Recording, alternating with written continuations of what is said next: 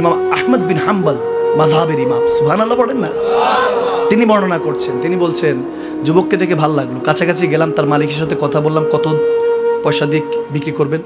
যুবকটাকে খরিদ করলাম, গোলাম কিনে নিয়ে আসলাম, গোলাম তো নিয়ে আসলাম। যখন নিয়ে আসছি, গোলামকে আস্তে আস্তে পথের মধ্যে বলছি, গোলাম তোমার নাম কি? যুবকটা আস্তে করে বলল, হুজুর গোলামদের নাম হয় না, আপনি যে নাম দিবেন সেটাই। হুজুর অবাক হলেন, ভাই যুবক তো দামি যুবক, এটা তো যুবক না, ইমানদার। বলে কি খেতে, কোনো কিছু খেতে পছন্দ করে, কি খাবা? বলে হুজুর খাবার, গোলামদের আবার কি খাবার, যেটা দিয়ে দিবেন সেটা খেয়ে নিব। সুবহানাল্লাহ, হায় হায় হায়। হুজুর জড়িয়ে ধরলেন, আদর করলেন, কাছাকাছি নিলেন, বলে এখানে কয়েকটা রুম আছে, কোন রুমে থাকবা? বলে হুজুর মাথার উপর ছাদ ছিল না, আপনি কিনে ছাদের কথা বলছেন, যেখানে হুকুম দিবেন সেখানে, যেখানে রাত সেখানে কাত, কোনো ডিমান্ড নাই হুজুর। গোলামের কি ডিমান্ড? গোলাম তো শুধু মনিবের হিসাব করে। হুজুর খুব ভালো লাগলো, বলো ঠিক আছে। হুজুর একটা ছোট্ট আরজি ছিল। কি আরজি? হুজুর দিনের বেলা আপনার গোলামি করব, কিন্তু রাতটা আল্লাহর গোলামিতে ছেড়ে দিয়ে। যা বাবা তোকে দিলাম, তুই রাত আল্লাহ রসুলের কার সাথে কাটা, দিনটা আমার খেদমত করিস, যেগুলো কাজ আছে করিস।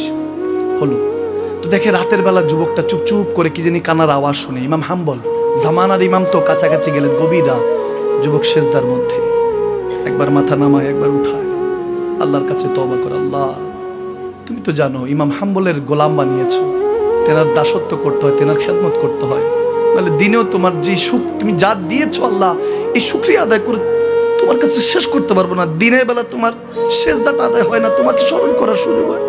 আল্লাহ রাতে মাপ চাচ্ছি, ক্ষমা করে দাও। কান্না করতেছে, আল্লাহ মাফ করে দাও।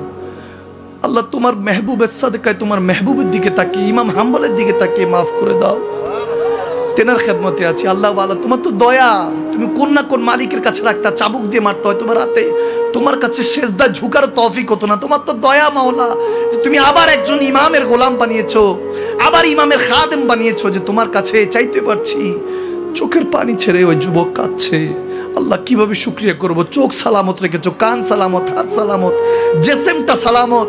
কোটি কোটি মানুষ আমাকে জেনে কি হবে, আমি তো একটা মানুষের সাথে সম্পর্ক এখনো ঠিক করতে পারলাম না। ওই যখন যুবকটা কাঁদছে আল্লাহর দরবারে, তওবাতুন নসুহা করছে, আল্লাহ মৃত্যুর আগে তওবা নসিব করে, অনেক গুনাহগার বলে কাঁদছে।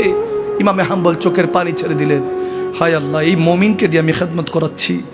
তখন তিনি পরের দিন যখন ওই যুবককে ডাক দিলেন, যুবক আসলো, এসে বলছে, জি হুজুর কি খেদমত করতে পারি? বলে তোকে আমি আজাদ করলাম, আজকে থেকে তুই আর কারো দাস না, কারো কৃত দাস না, গোলাম না, তুই আজকে তোর যে ঈমান, আমি রাতে তোর আরজি মর্জি আল্লাহর সাথে শুনে ফেলেছি। তখন সেই যুবক এই শুনে বলছে, হুজুর আমার কি কোনো ভুল হয়ে গিয়েছে, আমাকে কেন আজাদ করছেন?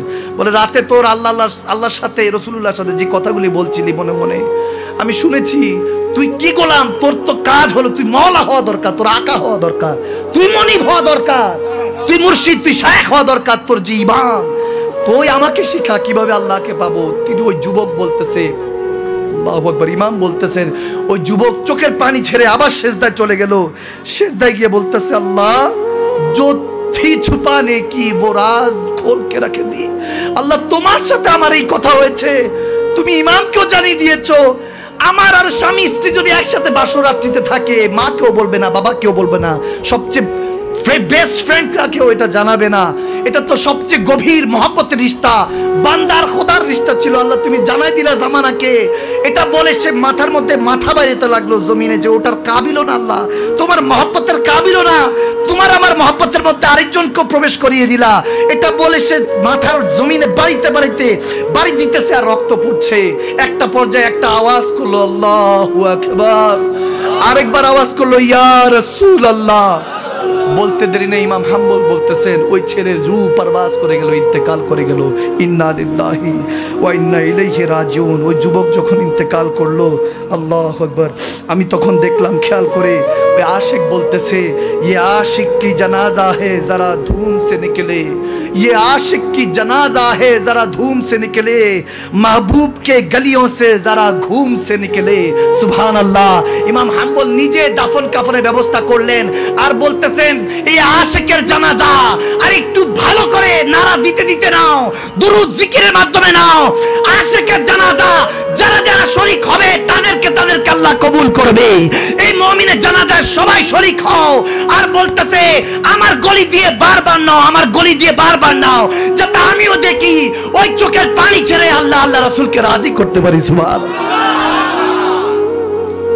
মাল্লাহুল মাওলা ফালাহুল কুল। মালিক ও খালিকের হয়ে যান, রাসূলুল্লাহর হয়ে যান, দুনিয়া আপনার গোলাম হয়ে যাবে। সুবহানাল্লাহ।